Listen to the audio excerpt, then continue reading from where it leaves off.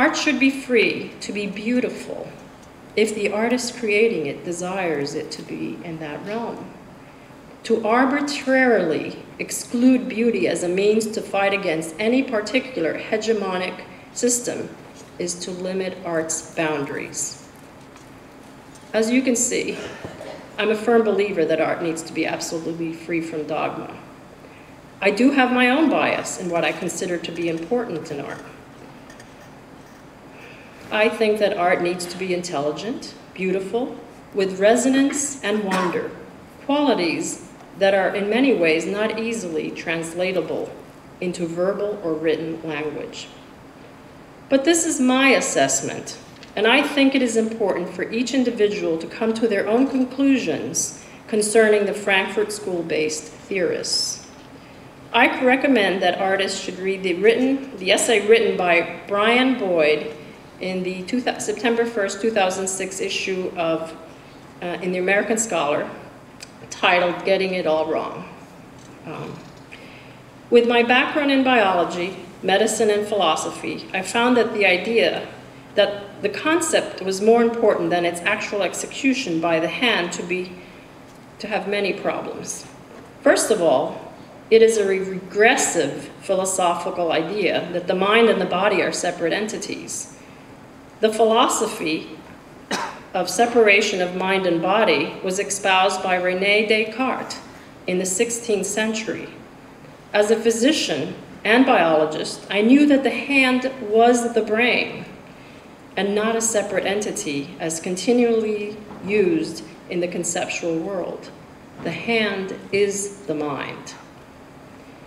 The research of contemporary theory made me realize that our life experience and all of our knowledge contributes to what we create, whether it be an object, a performance, music, or the written word. The act of creating artistic works aids human society in their relationship to reality and meaning. Homo sapiens' ability to make connections has enabled the species to become survivors in evolution, and some of the power of art lies in this ability to enable connections. These connections go beyond what the artist intended and what the politically and economically powerful in society sanction. These connections facilitate cultural exchange and dialogue when language alone is ineffective. Art is an excellent medium for intra and intercultural exchange because it allows the viewer to become part of the dialogue and expand meaning beyond the artist's intentions. It's a medium through which things that are intangible and not connected by the concrete have a chance to come into human awareness. The interweaving of cultures via objects has always existed. Cultural cannibalism, slowly over time, negates the dominance of empires. Whether placed in political terms of power relations or in philosophical, sociological, or biological arenas, the framing is not important. The end result, being the evolution of culture and societies, will be the same. We know that it's important to get the basic building blocks of our craft to free our creativity. This creative ability is markedly enhanced by many different and disparate subjects, ranging from medicine, history, theoretical physics, botany, chemistry, zoology, many types of non-medical sciences, philosophy, social science, language, etc., etc. The list is truly infinite. All that we learn and experience makes our art stronger. Art is a part of everything in human experience. When I was teaching painting to my students at the School of Museum of Fine Arts or my foundation drawing students at the New Hampshire Institute of Art, I asked them all to think of things that did not involve art. They were not able to come up with examples that did not involve art to some degree. Think of it. Your sneakers, clothing, cars, space rockets, houses, food, books, magazines, textiles, furniture, gardens, architecture, the list goes on, all encompass art in their creation. We live our lives so immersed in art that most people are blind to this fact. Most people take art for granted to such a degree that they don't see it around them. They are so familiar with their lives that they become blind to the actual experience. Those of us who are artists see the art in the world that surrounds us every minute. Even as an emergency physician, I could not escape the beauty of art that was around me in my work. Today, I am performing my ritual of giving, which is an action that is a part of my work as an artist.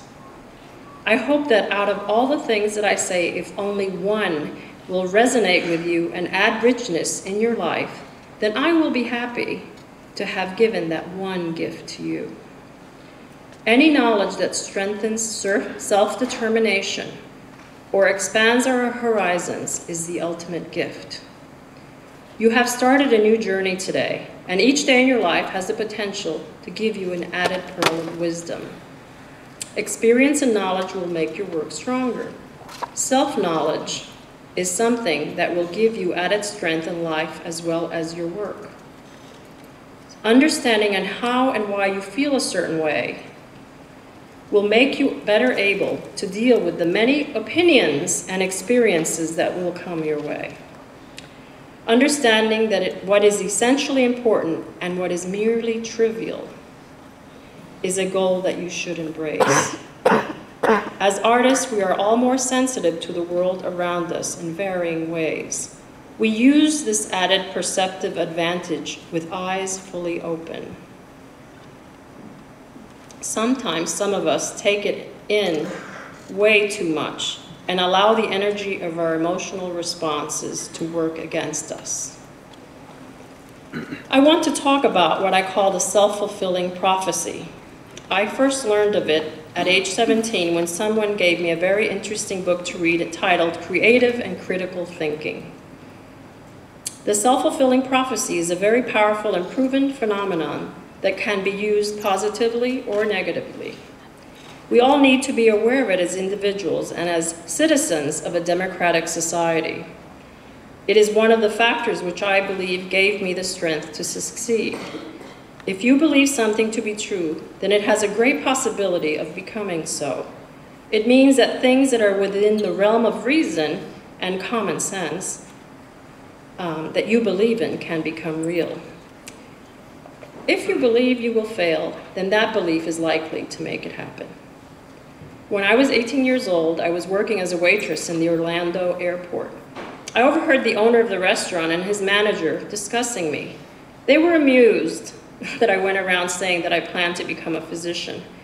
The manager said that I was never going to be a physician, but rather that I would probably be a secretary or a salesgirl in a store. I never said a word to them about what I had overheard. Inside my head, I knew, inside my head it just made me more determined, and I knew that I would prove them wrong. I knew myself, and they were just demonstrating their limited, stereotypic assessment of my capacity as a human. By merely looking at me, they had defined my potential as a human. I found this to be interesting, and it would have been highly dangerous if I had believed in what they said.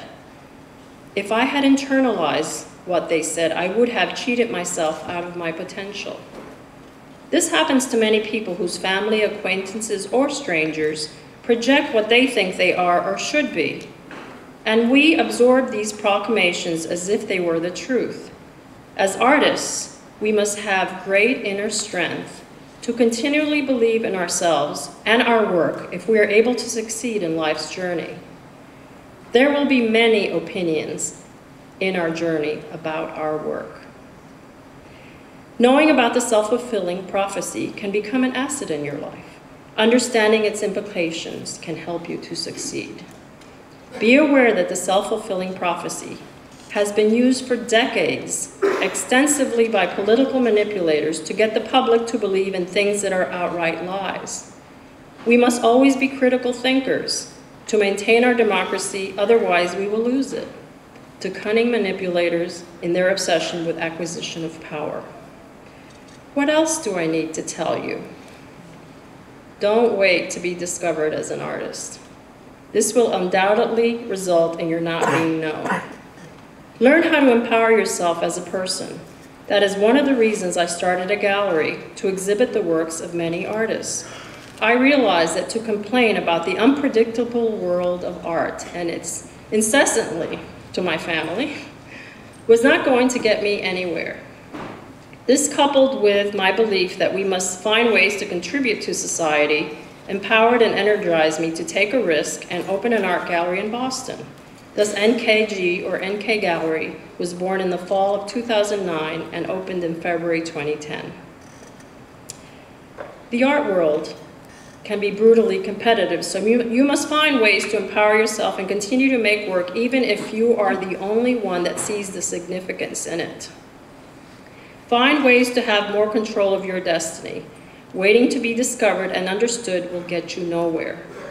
It takes decades for curators and art historians to catch up to artists, and nowadays art historians and curators are very busy with their own agendas, inventing what they think should be significant in art, and are missing many artists who don't fit into their orchestrated system of thought or latest theory.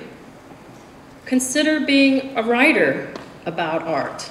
As an artist, you will have a very special view and vision, and the art world needs more artist-based critical writing.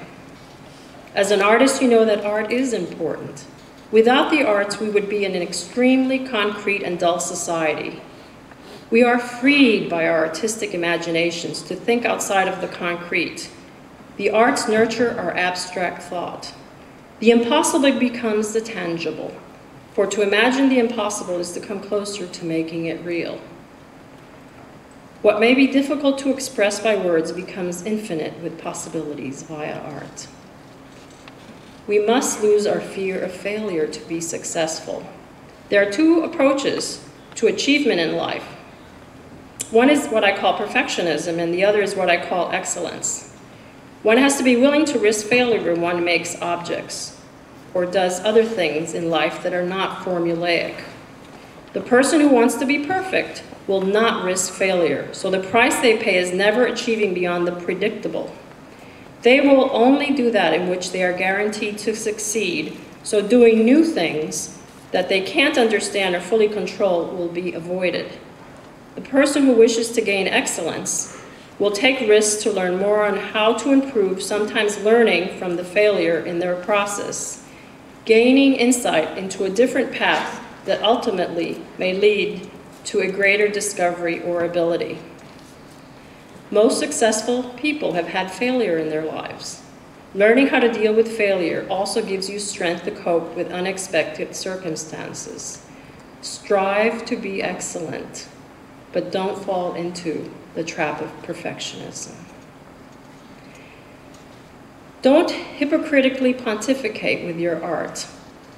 Do live your life as an example of what you believe in. Create work that truly reflects you, and do not waste time trying to figure out what to do by looking at everyone else.